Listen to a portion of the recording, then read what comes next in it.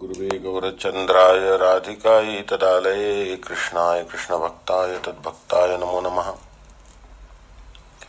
First of all, offer my millions of obeisances to lotus feet of Asmadya Guru Pad Padma. Nitala Prashta Jagat Guru Shri Śrīmad Bhaktivedanta Narayan Goswami Maharaj Tirandi Swami Shri Śrīmad Bhaktivedanta Dandi Maharaj Ji, Namnishta Santa Shaniruddha Das Prabhu Ji, and all the Vaishnavas and Vaishnavis, please accept my humble obeisances. Reading from Śrīmad-Bhāgavatam, Canto 2, titled The Cosmic Manifestation, verse 23 from chapter 4. The chapter 4 is titled The Process of Creation. Bhutair mahadbhirja ima puro bhivur nirmaya shete yadamushu purusha bhungte gunan shodasha shodashatmakaha Swalang Krushishta Bhagavan Bachamsi me. Bhutai, by the elements. Mahadbi, of material creation. Yaha, he who. Imaha, all these. Puraha, bodies. Vibhu, of the Lord. Nirmaya, for being set up. Shete, lie down. Yad Amushu, one who incarnated. Purusha, Lord Vishnu. Bhungte, causes to be subjected. Gunan, the three modes of nature. Shodasha, in 16 divisions. Shodasha Atmagaha, being the generator of these 16. Sa, he. Alankrushishta, may decorate. Bhagavan, the personality of Godhead. Vachamsi, statements. May, mine.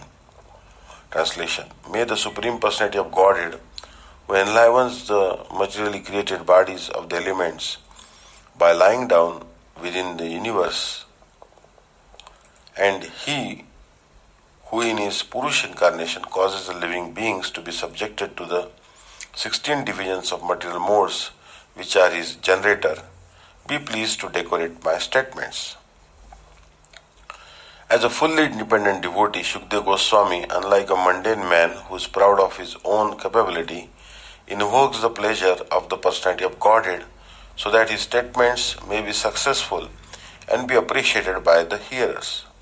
The devotee always thinks of himself as instrumental for anything successfully carried out, and he declines to take credit for anything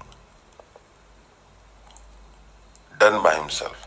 The godless atheist wants to take all credit for activities, not knowing that even a blade of grass cannot move without the sanction of the Supreme Spirit, the personality of Godhead. Shukdev Goswami therefore wants to move by the direction of the Supreme Lord, who inspired Brahma to speak the Vedic wisdom. The truths described in the Vedic literatures are not theories of mundane imagination, nor are they fictitious, as the less intelligent class of men sometimes think. In Vedic truths are all perfect descriptions of the factual truth without any mistake or illusion. And Shukdev Goswami wants to present the truths of creation not as a metaphysical theory of philosophical speculation, but as the actual facts and figures of the subject. Since he would be dictated to by the Lord exactly in the same manner as Brahmaji was inspired. As stated in the Bhagavad Gita 15.15, the Lord is himself the father of the Vedanta knowledge, and it is he only who knows the factual purport of the Vedanta philosophy. So there is no greater truth than the principles of religion mentioned in the Vedas. Such Vedic knowledge or religion is disseminated by authorities like Shukdev Goswami, because he is a humble devotional servitor of the Lord who has no desire to become a self-appointed interpreter without authority. That is the way of explaining the Vedic knowledge, technically known as the parampara system or descending process.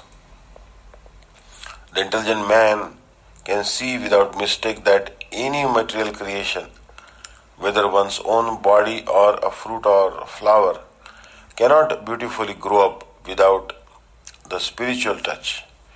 The greatest intelligent man of the world or the greatest man of science can present everything very beautifully only insofar as the Spirit life is there, or in so much as the spiritual touch is there.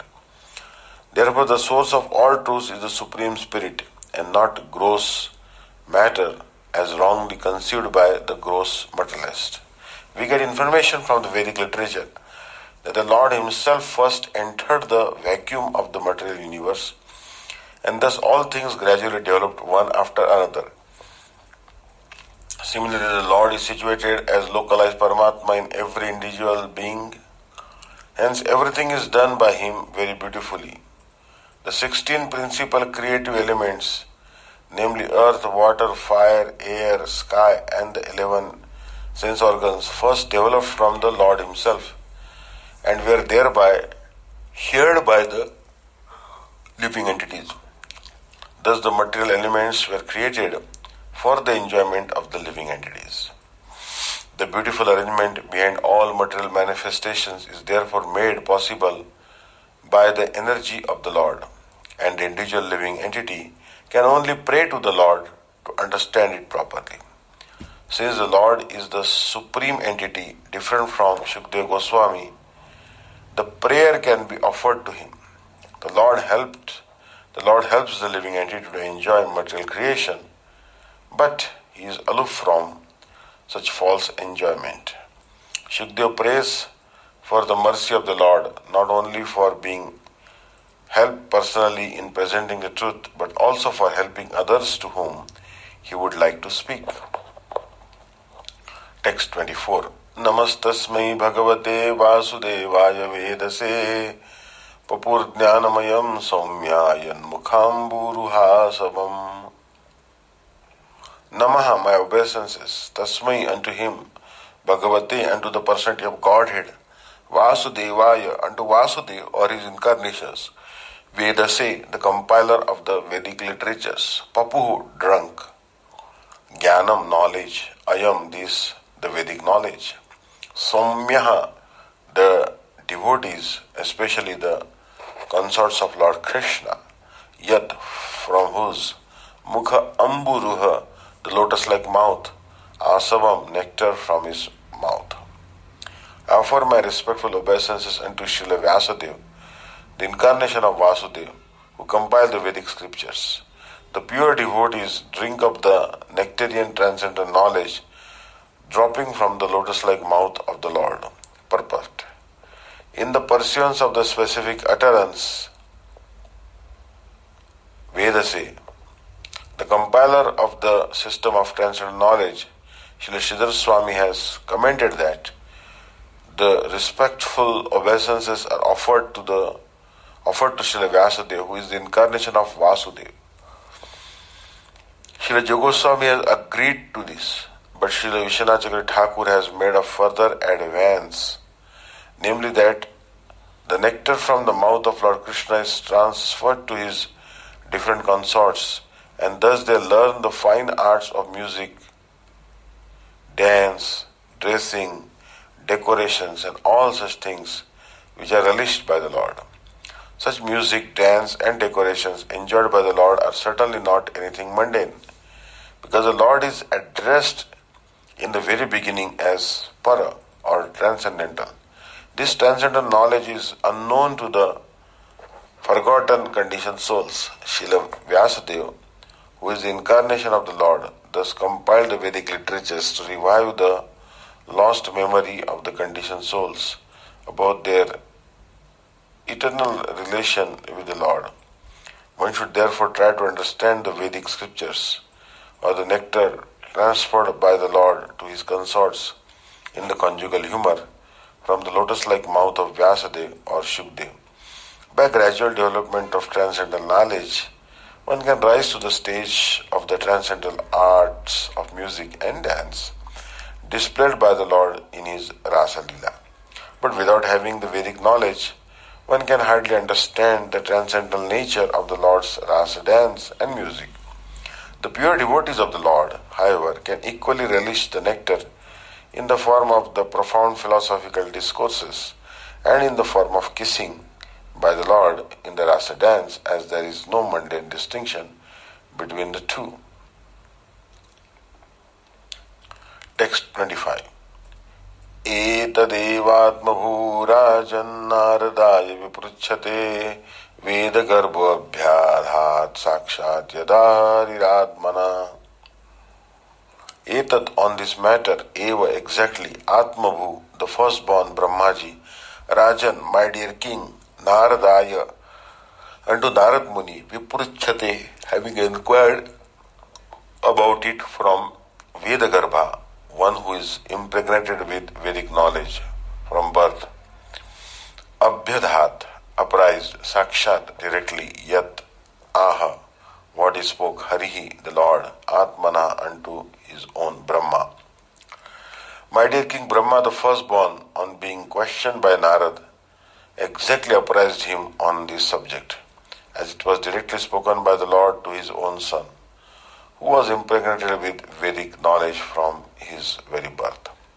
As soon as Brahma was born of the abdominal lotus petals of Vishnu, he was impregnated with Vedic knowledge, and therefore he is known as Vedagarbha or Vedantist from the embryo. Without Vedic knowledge or perfect infallible knowledge, no one can create anything. All scientific knowledge and perfect knowledge are Vedic. One can get all types of information from the Vedas, and as such Brahma was impregnated with all perfect knowledge, so that it was possible for him to create. Thus Brahma knew the perfect description of creation, as it was exactly apprised to him by the Supreme Lord Hari. Brahma, on being questioned by Narad, told Narad exactly what he had heard directly from the Lord. Narad again told exactly the same thing to Vyasa, and Vyasa also told Shukdev exactly what he heard from Narad. And Shukdev was going to repeat the same statements as he had heard them from Vyasa. That is the way of Vedic understanding. The language of the Vedas can be revealed only by the above-mentioned disciplic succession and not otherwise. There is no use in theories. Knowledge must be factual. There are many things that are complicated and one cannot understand them unless they are explained by one who knows. The Vedic knowledge is also very difficult to know and must be learned by the above-mentioned system. Otherwise, it will not at all understood.